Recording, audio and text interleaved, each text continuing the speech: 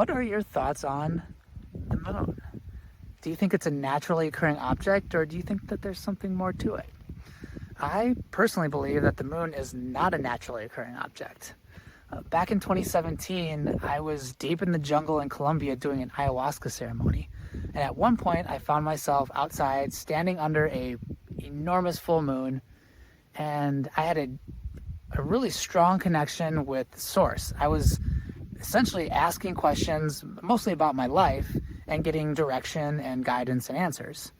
And at one point, I kind of ran out of questions, and I'd always heard that there was like mysterious things and just odd circumstances around the moon, things that couldn't be explained.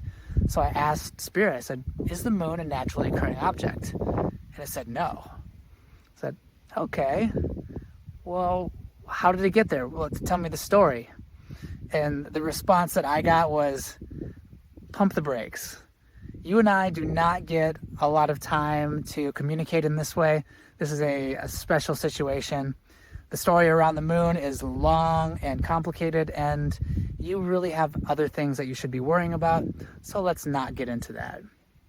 I said, fair enough, and I continued on with my journey. I didn't really get any answers about it, but the question that I asked, is it a naturally occurring object, yes or no? It was a strong no.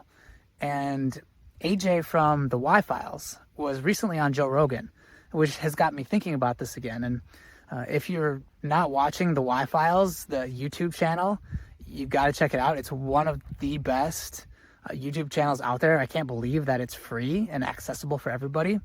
It's really amazing. Got to check it out. Lots of cool stuff on there.